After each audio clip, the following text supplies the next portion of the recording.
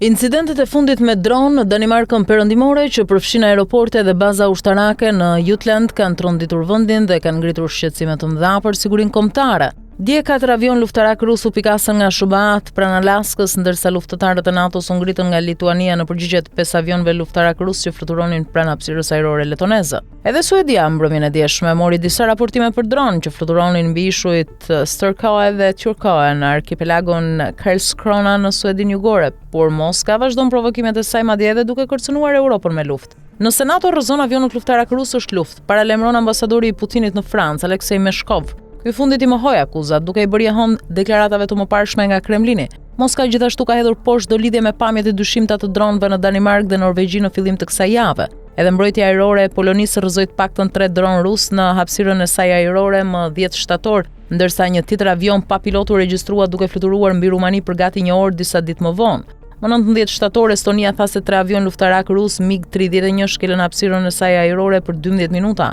Incidentet e fundit kanë tensionuar më tej marrëdhënie tashmë të tensionuara midis Rusisë dhe vendeve të NATO-s, shumë prej të cilave kanë mbështetur Ukrainën që nga fillimi i pushtimit në shkallë të plotë në vitin 2022.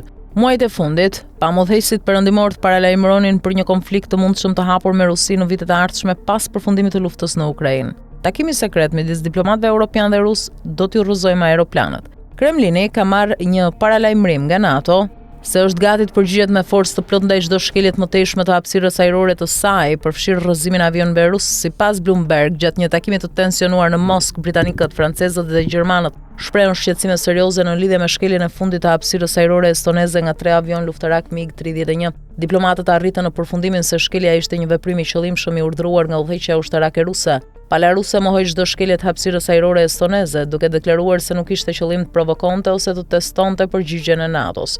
Lidhur me incidentin e dronit në Poloni, Moska ja atribui fajin një gabimi teknik. Zëdhënësi i Kremlinit Dmitri Peskov tha se fluturimet ushtarake ruse janë në përputhje me rregullat ndërkombëtare. Por incidentet e fundit kanë ngritur shqetësime midis aleatëve lindor të NATO-s, pasi ato vinë në një kohë kur Vladimir Putin po shton sulmet ndaj infrastrukturës politike të Ukrainës dhe mbështetja e SBA-ve për Kievin po tregon shenja dobësimi.